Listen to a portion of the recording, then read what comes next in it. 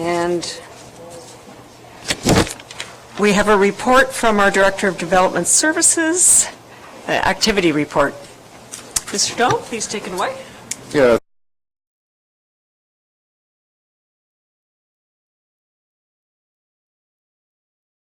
The building permits, septic sewage systems reinspection, and bylaw. I'll answer the questions to do with building or bylaw, and Sandy's here to hopefully answer questions to do with the sewage system. So.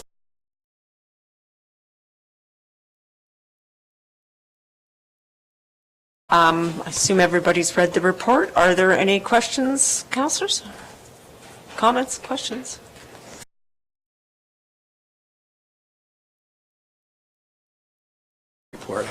How do you go about selecting the areas, and is it like a long-range program, or do you just do year by year?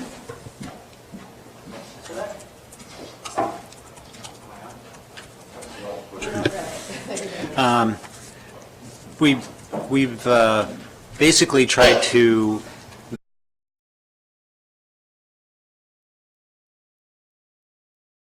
the inspection programs. We've identified through the District of Muskoka lakes that are of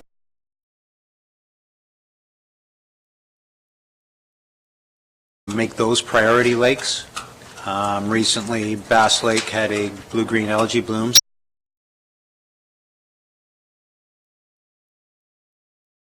Inspection program again on that lake. But basically, other than those priority lakes,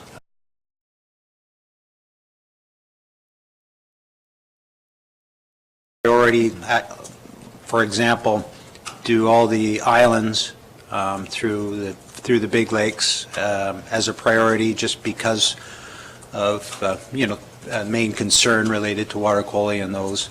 And currently we are on Lake Rosso and progressing from the Seguin border and making our way around Lake Rosso.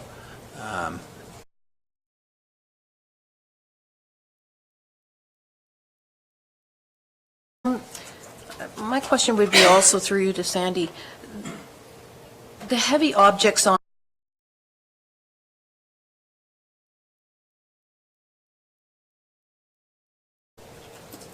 created a patio with flagstone and such. Is that what you're talking about when you talk about heavy objects on the bed? And also, is there a better opportunity for us to educate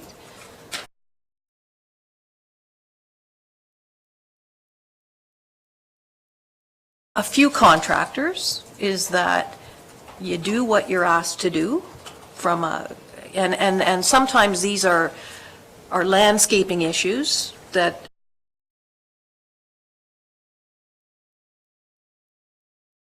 better way we can educate people, whether it's create a video for our website, whatever. I'm just looking for more ways to nail down to people that you can't do that.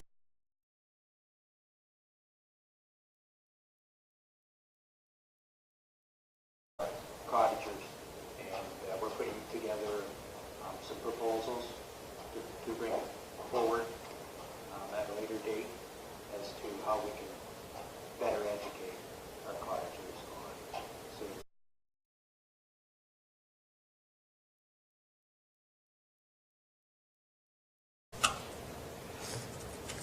Okay, I'm going to read this then. Thank you for the report.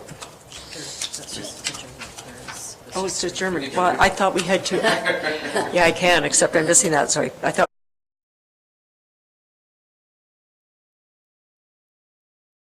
Business. Anybody have new business here? Councillor Mazan, and welcome. I didn't welcome you in the beginning. I'll welcome you at the end.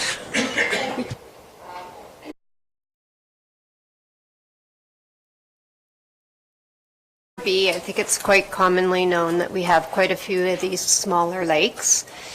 And one of the initiatives that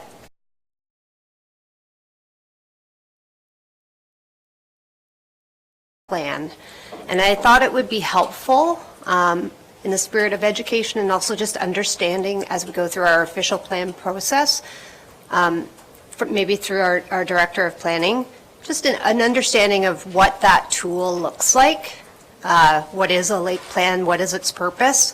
And if he could share some thoughts on how that can be then into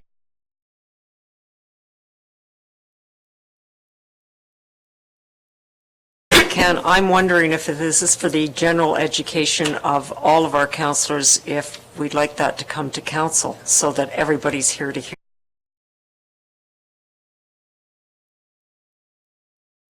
committee, yes, I would think that would be very helpful. But I was under the understanding it needed to come through the planning committee. Right. So here.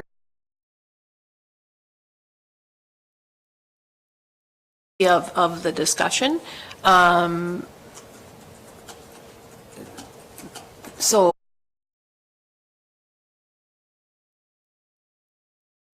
the district has been involved in some of these plans. Ex-district, but, so I'm going to just state, their partnership, her and her husband's partnership, have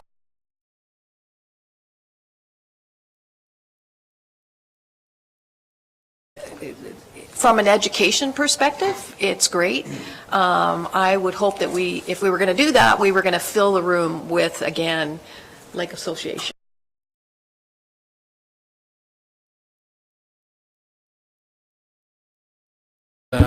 Councillor Mazin is speaking to is the waterfront, section 14, as it lists the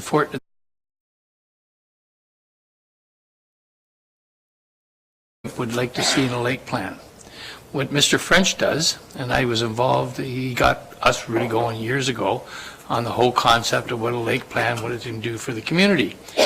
The lake plan that I've been working with 4 or 5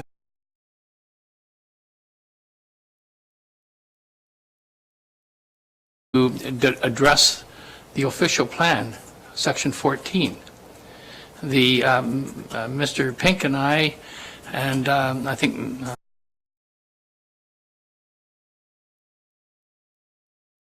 or Brandy Lake last fall or summer, spring, to talk about what the planning department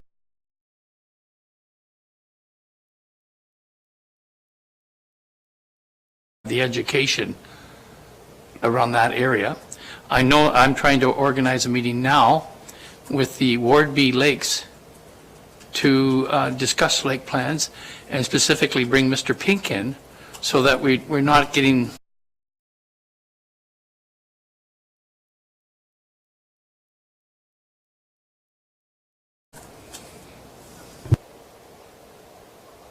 Okay. Is that what you were asking for, Councillor Mazan? Yes. Yes. I won't complicate.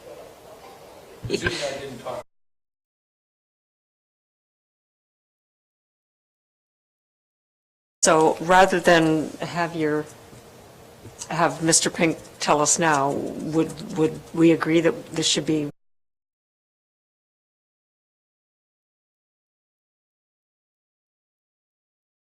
I believe that all of council should have the opportunity, so go ahead, Mr. Pink. I mean, I'm certainly at committee's discretion. I'm happy to just a brief introduction on lake plans now, maybe give you something to chew on, and I'm happy to repeat it in council. You may have additional questions, and it may be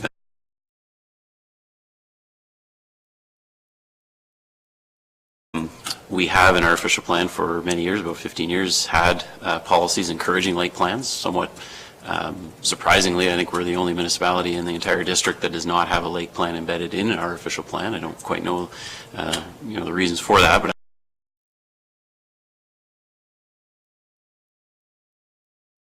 and what I would, you probably heard me say a number of times, is it's very difficult to write a one-size-fits-all policies or bylaws in the Township of Muskoka Lakes. Every property is very unique. Every lake is extremely unique, and it's very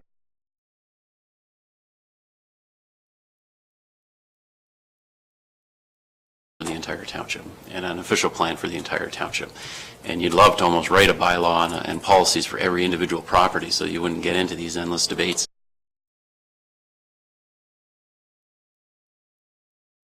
And try to work with what we've got. So a lake plan tries to fill that gap largely in, the other thing I'd say just from the onset is, in my opinion, it works much better when it's grassroots. It's really, it shouldn't be a top-down approach where the municipality comes and says, this is the history of your lake and what we want to see.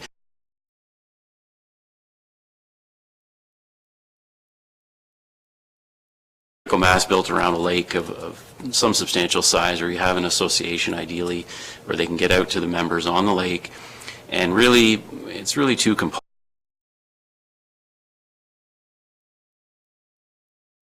Really just a comprehensive review, and that's what's laid out in section 14 in our official plan. Just lists everything that you should look at, from the environment,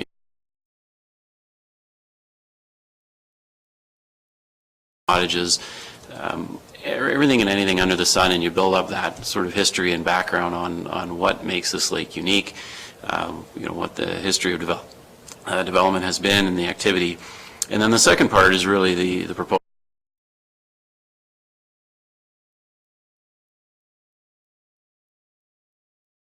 General type statements that look at cottaging etiquette, boating etiquette, and those types of things.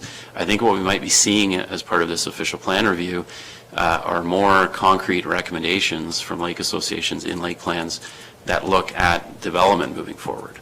So instead of just, we encourage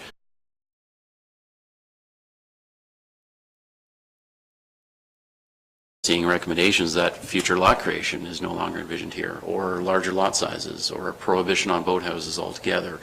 And the lake,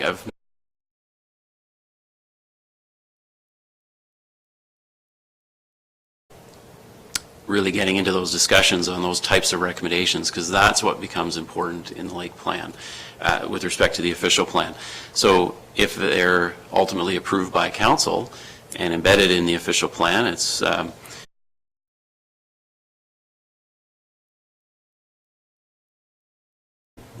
reference the lake plan and, as I say, lay out policies for how that lake envisions development going forward.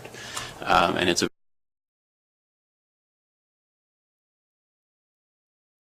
related to one, but I would think they would be a very effective tool and effective at the LPAT because they're grassroots. That's what the community, that's what the Lake Association wanted to see, and they would be very difficult to then amend for an individual development proposal.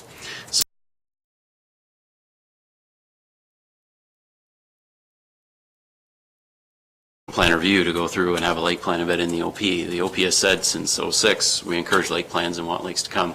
I think what you'll just see through the OP review is many lakes will come and take advantage of that process because the township's going through it at our cost and say, here's our lake plan, please embed it. Then they don't have to pay the rolled in with the broader process. So I do know of quite a few that will probably approach us. Skeleton Lake is the only one who has to date.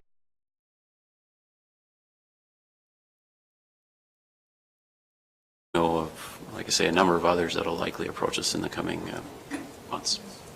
So. CEO?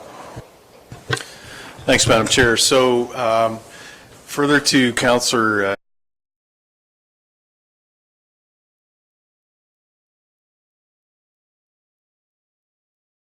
business due to retirement. Having said that, and further to David's comments, I would be happy to assist him with the shaping of a presentation because I can advise the development of one of the first lake plans in the district, that being Penn Lake, and so I'm pretty familiar with the process. Very high level, as David alluded to, every lake is unique. It has its own personality. The lake plan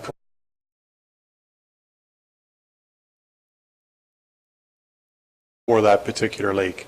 Some interesting things that always sort of stuck out to me is when you become involved with that local community in the development of such a plan, it's really important to sort of articulate what can and can't go into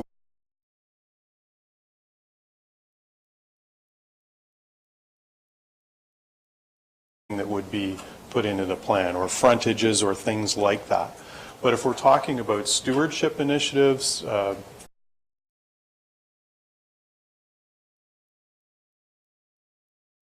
things that you would be including in the document. The other thing that is really important, which I did run into on a proposed lake plan, was the waterfront owners were quite okay with the notion of no more backlot development. That municipality not to take on something like that unless we're certain that there was complete consultation with all of those property owners in that respect. So I think it's a cool process, and I'm looking forward to hearing more from David about it.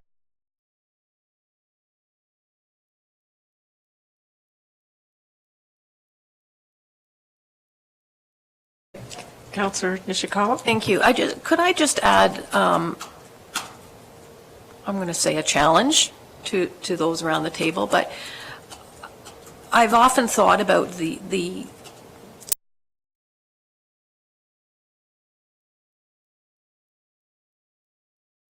and their stewardship, and I applaud them. Could we consider during budget process setting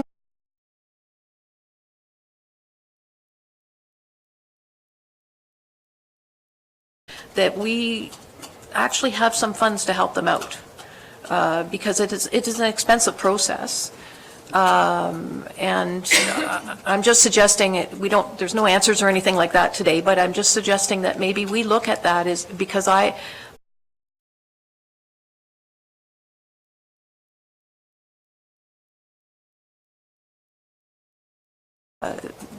the only way that we give grants today, I guess I'll say that. So maybe I have a question now. I mean, if it's part of our... I'm suggesting that this is not part of our OP review, that this is something that we would take, setting up a fund of some form going forward, because we shouldn't have to wait for years for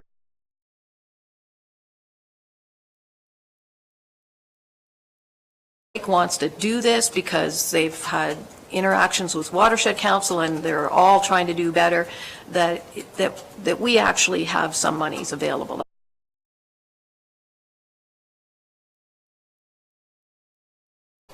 Just to comment on that briefly, thank you, through the chair. Certainly we tend to see more of these requests at that time. It's always in its prerogative to waive or refund those fees. I think what you may wish to discuss, and perhaps Councillor Nishikawa was alluding,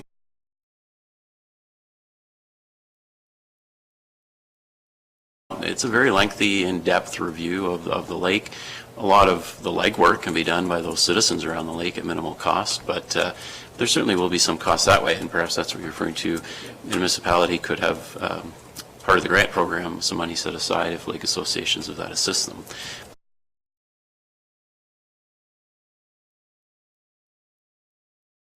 So it's not inconsequential, but it's but relatively minor compared. A lot of lake associations will also hire planners. French Planning used to do that. I believe you're right. They're retired now for a number of years. So there are costs to that part.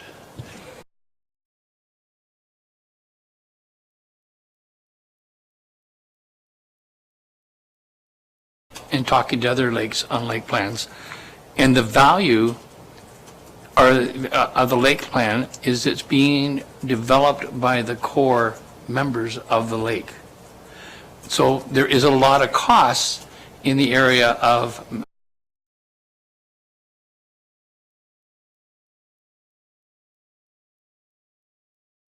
was a lake plan. So that got us started down that road. There were a lot of costs associated with doing, expanding the understanding of what was the quality of water. There's a lot of costs there. But the lake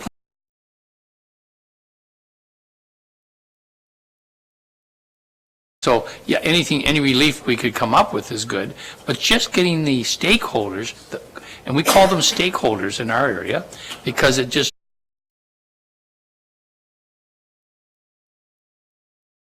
and the recreational people that come from Bracebridge or whatever onto our lake. So it's really that whole engagement of the community. That's the value of a lake plan. Councillor Jaglowitz?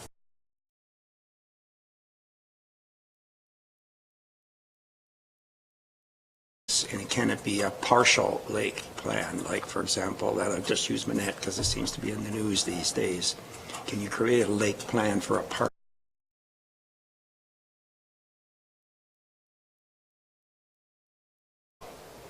Mr. Pink? Well, a lake plan, in essence, is essentially just a secondary plan almost, just for a smaller area. So you could, in theory, do it for a large lake like Lake Rosso or Lake Muskoka, but good luck getting, you know, that buy-in and consensus amongst all those landowners on that lake.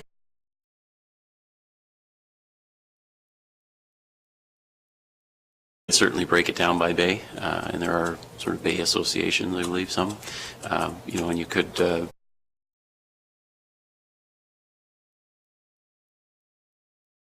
challenge, but you could do it in some smaller areas. But a part Essentially- is not excluded. It doesn't have to be the entire lake. You're just saying it's just a portion of, it doesn't even have to probably be a lake, does it? As I say, in essence, it's very similar be a to a river, for secondary. example.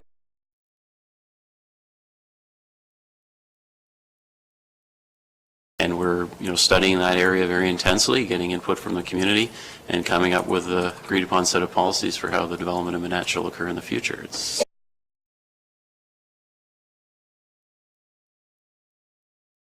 Councillor Roberts? No, you're good? Okay. That was really good. Another day. Yes, Councillor Mazet? That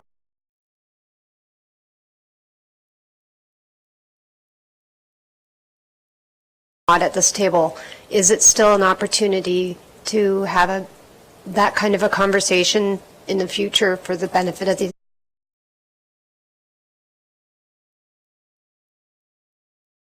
Too. This was great, but can we, I mean, taking Mr. Hammond and Mr. Pink's combined efforts to bring it to council as an informational item would be terrific.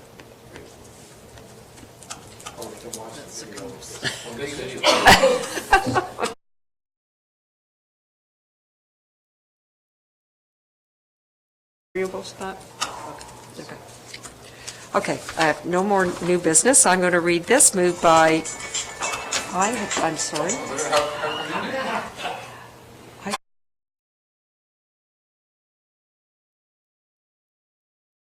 Moved by Councillor Roberts, seconded by Councillor Jaglowitz. Be it resolved that Planning Committee adjourn at 1:17 p.m.